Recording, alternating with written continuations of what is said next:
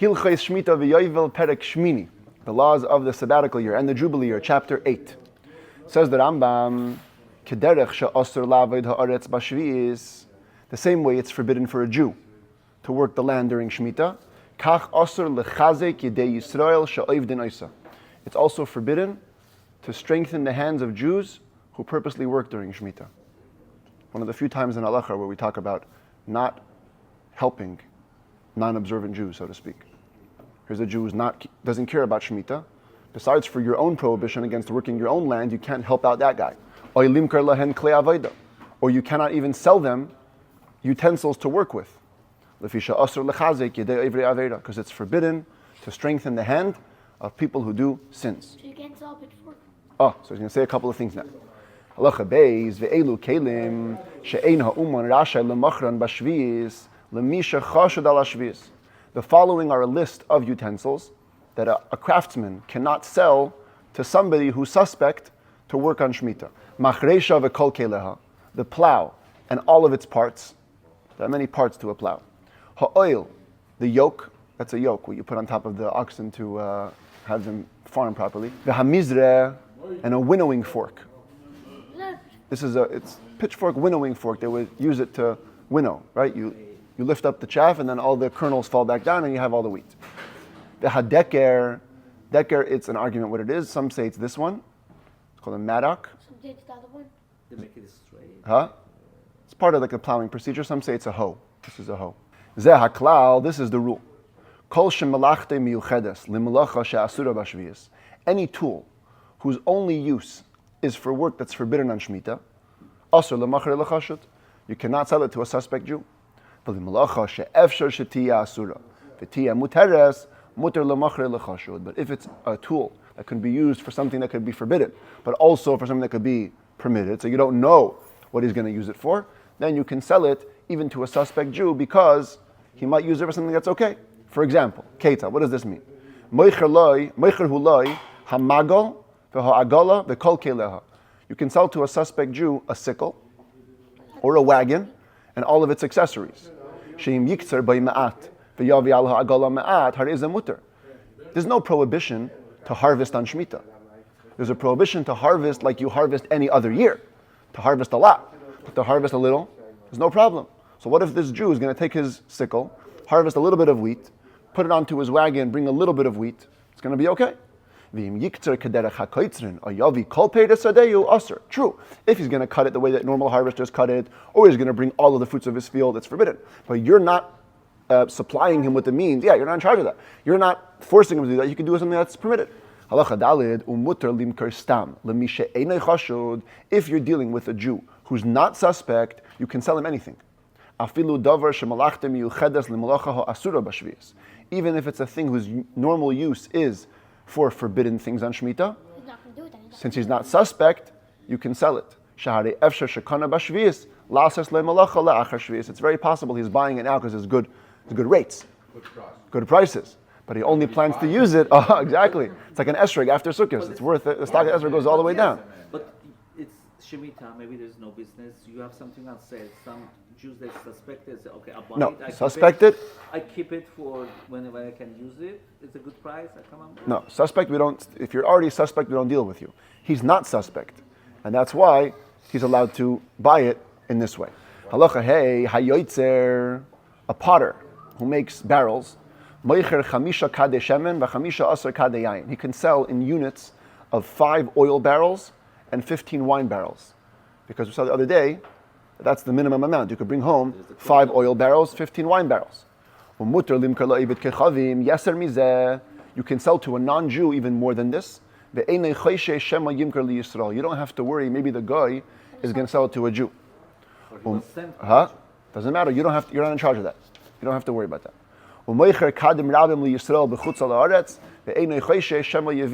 Same thing, you can sell many barrels to a Jew even, outside of Israel. You don't have to worry he's going to bring them in to Israel where they're keeping Shmittah. Halacha vav, here's another example of things which could be used for 2 purposes. Here, you can sell the suspect Jew a plowing cow on Shmittah. Who's this suspect? This guy. The one wearing the talis is the Talmud Chacham. He's the real religious guy. Okay, this guy, he's a little bit... But He's only wearing a hat and jacket. He doesn't have a talis. So but he's Gigi. huh? He's still suspect. So you're allowed to sell him a plowing cow. Why? Shari efshar l'shachata. Nobody said he's using the cow for plowing. Maybe he's going to slaughter it and have dinner. Huh? Or the milk. Same thing over here. You can sell him a field. Shari efshar sheyevira. It's possible he'll leave it fallow. He'll leave it unworked. Maybe he's gonna sell it again. Maybe he'll sell it again. As long as you're not 100% sure he's going to do work, there's no prohibition. You cannot sell him an orchard with already grown trees, unless you made a condition in the contract that he doesn't own any parts of the trees. He only owns the land. Because then he won't care to work the trees. But if you sell an orchard with already live trees, you have to maintain the trees. There's no way to just leave it doing nothing. So if he gets any part of the trees, he's already suspect. You can lend him a measuring cup to measure with, even though you know privately this guy has a grain heap in his house which he's going to use for illegal purposes. Doesn't matter. You give him a measuring cup, maybe he's going to use it for his own house. Maybe he'll use it to make bread. Maybe he'll use it to make bread. You don't know for sure he's going to use it to measure his grain heap. You can also give him change. He comes with like a bigger coin, you can give him smaller ones. Even though you know he has workers that are working his land and he wants to pay them a salary, you can give him money. Because maybe he'll use it for something else. Maybe he'll buy it in the grocery store. The kulan befeirush asurim. Now all these cases, if it's explicit, he says, hey, sell me a cow so I can plow my field with it. No, now you know his intention. So you can't do it. Halacha zayin, b'chein mash'eles isha lechaverta hachashuda ala shvi'is. A woman who has a friend who's suspect about Shmittah, she can lend her friend nafa ukvara, a sifter and a sieve, two types of sifters, rechayim v'tanur, a millstone, this is a hand millstone, and an oven. That's how ovens used to look in those days. You lend an oven in the sense that you had an oven in your backyard and she can come use it. Or you can even transfer the oven sometimes. But she cannot sort wheat or grind wheat with her. You can lend her utensils, but you can't work with her. Halacha ches, even though we don't support Jews who are doing sins, we're allowed to strengthen the hands of goyim on Shmittah, bidvarim bilvad, only with words of encouragement.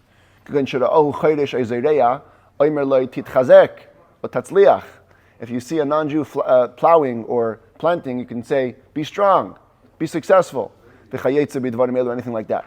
They don't have a commandment to have the land rest. They're non-Jews.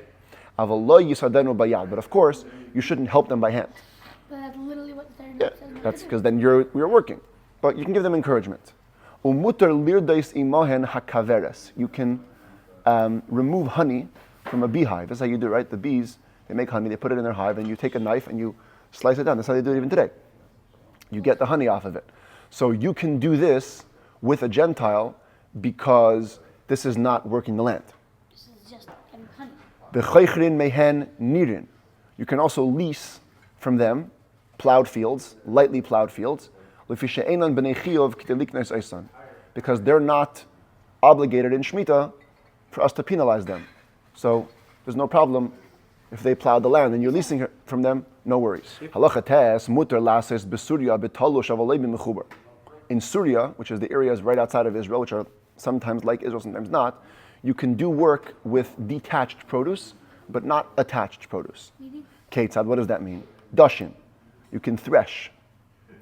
Okay, v'zoydin, and you can winnow. Winnow is when you throw it to the wind. V'dorchin, you can press grapes. Ume'amrin, you can make piles, make bundles. Avalei koitzrin, v'lei boitzrin, v'lei moiskin. But no harvesting grapes, no harvesting olives. Because that's dealing with attached produce.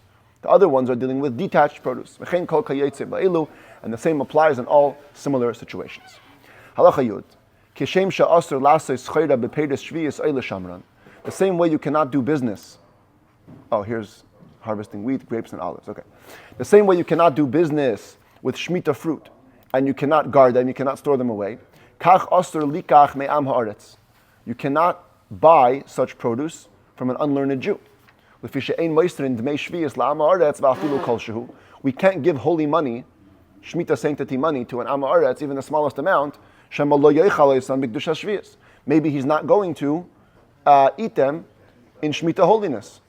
So you can't trust him with Shmittah money. What about this? What if you're in shul, he's got the lulav, that's a suspect Jew, you've got an esrog, okay? This is a mistake. If somebody buys a lulav from a non-observant Jew on Shmittah, you have to make sure that this unlearned Jew gives you the esrog as a gift. He cannot sell it to you because you cannot give him money of the esrog. The esrog is Shmittah, so you cannot give him money for the esrog. If he insists, he doesn't want to give you the esrog as a gift,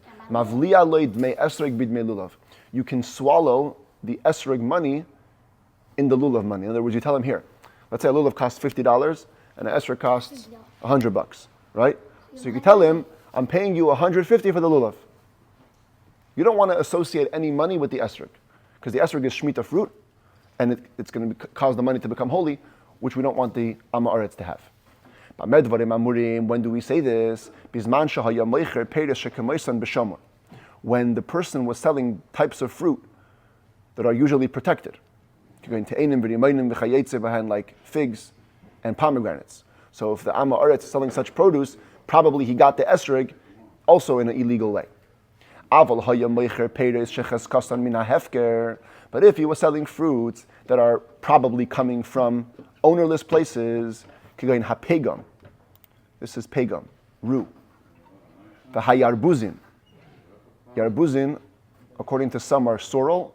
According to others, it's amaranth. Oops, no, so this is sorrel. This is amaranth. Amaranth? Yes. The hashaitim. The hashaitim is wild asparagus. That's shaitim. The chalaglugas. Chalaglugas is purslane. Purslane. You can even buy this even today in the store. The hakusbar shel harim mechayetzavan, and mountain coriander. Anything like them. You can buy from this unlearned Jew a little bit at a time, small quantities, enough for 3 meals, let's say, to allow the seller to make a living. Any food which is not obligated to be tithed, like the Baalbek garlic. Baalbek is a city in Lebanon. Baalbek. Yes, Baalbek. And they used to grow a very sharp type of garlic there. It's not obligated to be tithed. Ubatzal shel richpa, and the richpa onion. Ugrisin hakilkiyos, and the Cilician beans. This is Cilicia, it's a region in Turkey. They used to grow beans there. The adashim hamitzriyos, and the Egyptian lentils. The chein zerei negina she'ena ne'achalos, or garden seeds that cannot be eaten. Kigain zera lefes utznoim v'chayetze behen, like turnip seeds and radish seeds. They can be bought from any person on Shmittah because they probably didn't get them in large, major quantities, and anyways, they're not obligated in tithes. When do we say these laws? If it's an unlearned Jew, you don't know for sure that he's suspect to specifically bring Shmittah fruit. But anybody who we know, or we're suspect about him, that he does business with Shmittah fruit, or he guards his own fruit, he doesn't declare it ownerless, and he sells them, we don't buy from him anything which could be associated with Shmittah at all. We don't even buy flax, even if it's combed. But we can buy spun thread. Twisted and spun thread, that you can buy. Anything else, no buying. If a person is suspect about Shmittah, it doesn't mean he's suspect about tithing. On the other hand, person is suspect for tithing, doesn't mean suspect for shvius. Every mitzvah has its own suspicions. Because even though both Meiser and Shmittah are biblical, Meiser to and avas makim, masha'enkin b'shvius, or shvius ein lapidya and masha'enkin b'meiser. Each one has a stringency. Meiser sheni has to be brought to Jerusalem, and Shmittah cannot be redeemed. So that will give each person an incentive to be suspect about different ones. Halacha tezayin hechashud alataros. If somebody is suspect about ritual impurity. Einay chashud lo ala meiser v'lo ala shvius. Doesn't make him suspect about meiser or shmita. Sheha'oichel atamei hazeh shemachrei bechezkas toher einay metamei acherim ala medivrei seifrim. When somebody sells fruit that you think it's pure, but really it's impure, it only makes other things impure rabbinically, as we're going to learn in the Rambam's 10th book. And the rule is, if you're suspect about a rabbinic decree, it doesn't make you suspect about biblical stuff. Halacha Yud Zayin, this is a very important rule. Kol hechashd al davar. Anybody who is suspect about anything, even though he's not believed for his own possessions, he's believed about others' possessions. Just because you might not keep Shmittah doesn't mean you won't guard other stuff, other people's stuff, when it comes to that. Chazaka ein adam chayte la'acherim. We have a rule. A person does not sin for others. You sin for yourself. But for others you won't sin. Lefichach, therefore, hechashud ala davar. If somebody is suspect for something, he can be a judge about this case, he can be a witness about this case, because it relates to others, not to him. Listen, that's a story Rabbi who he was stealing to help the poor. Yeah. There is such a case. That you're doing avera. But it was for himself. He wanted to feel good. We don't know. We know, we have to know. Halacha Yudches HaKoyanim Chshudan ala Shvius. Koyanim are suspect for Shmittah. We have to very much worry about the Kohanim. Lefisha Heim Imrim, because they tell themselves the following. Hoyil v'hatrumos mutaris lanu. Afal pishen asurim al-zarim b'misa. Look at Truma. Truma, every other Jew cannot eat it. If they eat it, they get killed. And we can eat it. So, kal v'chemer, perias shvius. Certainly, Shmittah fruit, we can also eat. We're special. Lefichach, therefore, sa'at Truma shenafal l'meya sa'ah shal perias shvius. If one sa'ah of Truma falls into 100 sa'ah of Shmittah fruit, ta'aleh, it's nullified. Nafal lepaches mimeya, but if it falls into less than 100, usually when Truma falls into less than 100, what do we do? It's all called meduma, we sell it to the Kohen. Here we don't. Yirkevu hakel, v'lo yimachru l'kohenim kechol meduma. Let it all rot. Don't sell it off to the Kohen like any other mixture. Lefi sheim chshudan ala shvius, because they are suspect about Shmittah, not to treat it properly. Hatzavanin, dyers, v'hapatamin and fatteners, loikhin murslan mikol makim, they can buy bran from any place. We don't have to worry that it comes from Shmittah growths. People who collect the tzedakah box, used to go around and collect tzedakah from people every day. On Shmittah, they should not be careful to specifically not go into the homes of people who eat Shmittah fruit. If they give you bread, it's permitted. We don't have to worry, maybe it came from Shmittah wheat. When Jews give tzedakah, they're not suspect to give. They maybe may give Shmittah money, maybe Shmittah eggs that were bought with Shmittah money, but nothing else. They're not suspect to give anything else. You're allowed to borrow from poor people Shmittah fruit, but you must give them back fruit in the 8th year. Don't give them back Shmittah fruit, because you can't hand Shmittah fruit to an unlearned Jew. So you borrow it now and repay him later.